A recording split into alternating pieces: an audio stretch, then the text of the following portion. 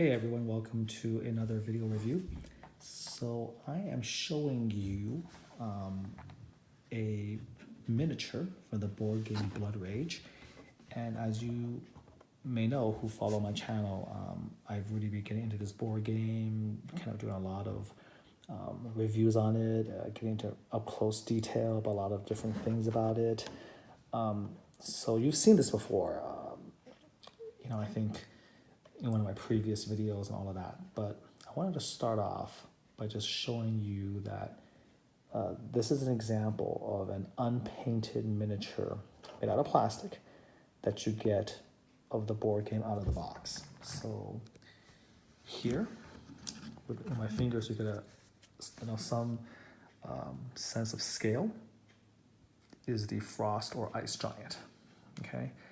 And get an idea of how big it is. It's a very nice sculpture, very nicely detailed. Looking here at the back. So this is nice, okay? Great detail, good quality. And this is a soldier from the Wolf Clan, all right? And again, if you can, I see if my iPhone can actually handle the detail. But yeah, if you look at it, certainly, nice detail here. He's got an axe and a sword. So there's 3 others of him identical to him. Each clan has a clan leader, and then 8 warriors, 4 of each type. He's type 1, and then a ship. So 10 miniatures in all.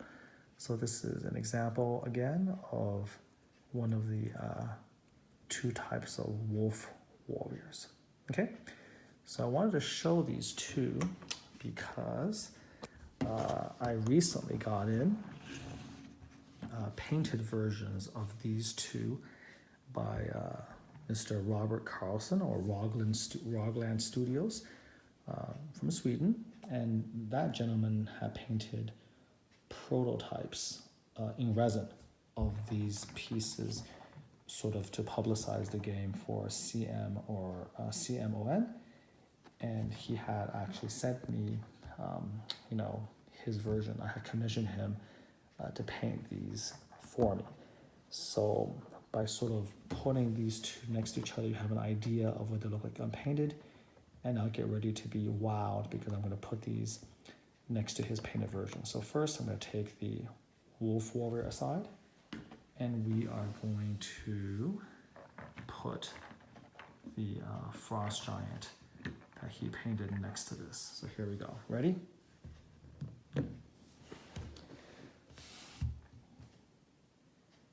I want you to just sort of stop for a second and look at this. It is basically stunning. Sort of what he did. So unpainted out of the box, and then painted by a master of his craft. So what I'm going to do now is I'm going to put both of these pieces on my turntable, and maybe we can just sort of turn them around, take a look at them from all different angles. But it's just sort of an amazing thing here. You can see the effects that he added to the snow on the base, the incredible detail and texture that he brought to the piece itself. And of course the boulder, the snow effects up there.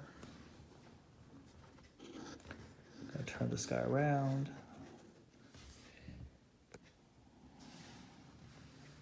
Turn this guy around. Just again, sort of looking at the detail back here. So there you go. Just amazing. I'm gonna put this over here. I'm gonna put this right next to it.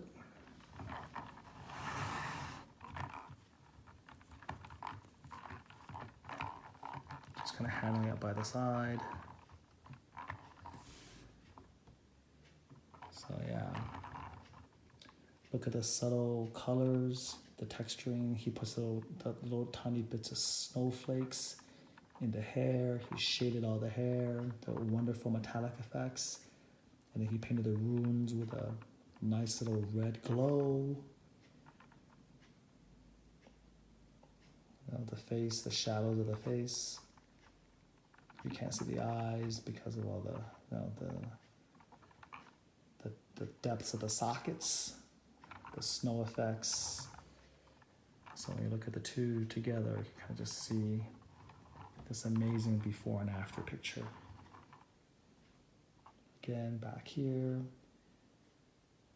I mean, this is truly a case where the detail is so overwhelming on such a small scale that my iPhone 10, I think this is kind of the limit of what the iPhone 10 can capture. You can probably capture a lot more detail with like a real good high definition 4K camcorder.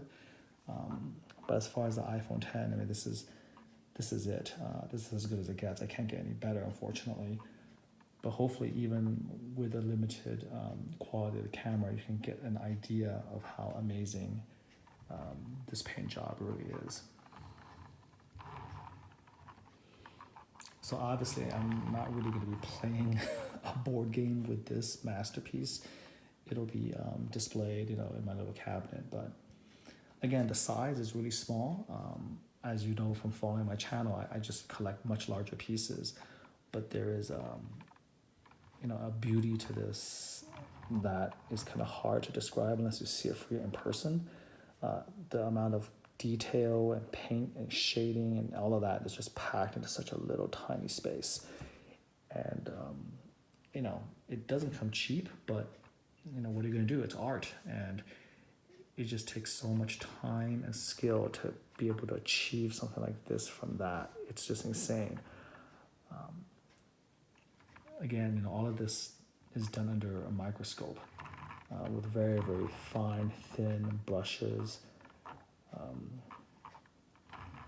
So it's just kind of just remarkable, and it definitely is something that pops when when I first unwrapped it. He sent it to me, obviously well packed in bubble wrap and all that. And when you first take it out, it's just immediately extremely striking. You see it, and it just completely pops out at you, and it just kind of, maybe your eyes, don't quite process it, but your brain does, and you just immediately are taken aback by how amazing it looks. So again, hoping when you see the two next to each other, you can really appreciate that. And again, the Frost Giant is a monster, so it's a lot bigger. So you can actually, believe it or not, see this quite a bit better. Now, this is the Frost Giant. The next one up, again, is even more challenging because it's a regular soldier. So I'm going to set this aside, and we're going to try to take a look before and after. So maybe a little bit less glare. So here is the before, and I'm going to put what he did next to him. These are the soldiers that he painted.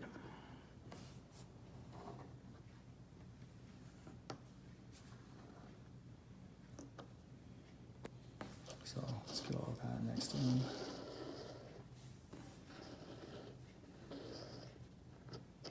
Now, at my request, I wanted these four to have slight differences in color of the hair and the costume, because no, they're identical. So if you paint them identical, I thought it would be a little bit boring maybe. So I wanted them to look a little bit different, have just a little touch of individuality, but still very clearly look like they're coming from the same clan. So just kind of check out the crazy detail of each of these guys. They all started like this guy. He turned them into this, which is again just mind-boggling, sort of the detail that he's able to achieve. And he also, of course, customized the bases with dirt and a little bit of tufts of grass. But it's just beautiful. I don't know if I can put my hand behind it. I can focus a little bit better, perhaps. Or not. Maybe the wood grain of the table. Sets him off very nicely. But I'm going to try to turn him around. Again, plastic, but just painted in such an unbelievable manner with so much detail. Sort of the crazy thing is, one of the techniques in miniature painting apparently is the ability to give you the illusion that it's metal but not use metallic colors. I think it's called NMM for non-metallic metal painting. It's a skill that a lot of the top painters engage in. There's a certain learning curve to it. There's various versions of how to do it. And as you can imagine, he did this amazing job with it. The axe handle and the knife is not actually painted in metallic colors at all, but he somehow shaded it so it looks like light gleaming off of it. It's just pretty crazy. And again, the brothers on the other end, these guys, same type of thing. Trying to show you some of that detail. Going to the side. I mean, it's tough because again, they're so tiny. And hopefully my iPhone is up to the task, but it's just remarkable.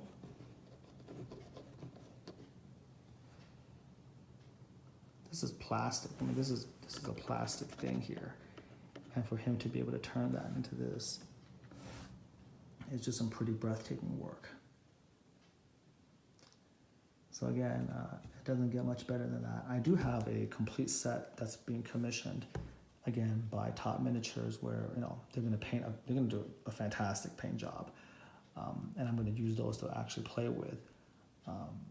I told the owner, don't worry, I don't expect obviously this level of detail. It requires so much time to do, but this is sort of the pinnacle of what you can expect. So I'm really pleased with that. He is going to do a few more pieces for me off and on over the next couple years. But again, just looking forward to a few more works of art like these guys. And again, you can kind of tell the scale of the Frost Giant compared to these warriors. So there you have it. This is my first Blood Rage miniature from him, and it definitely is spectacular. I'm gonna put this next to them. Put this over here. So there you go. These are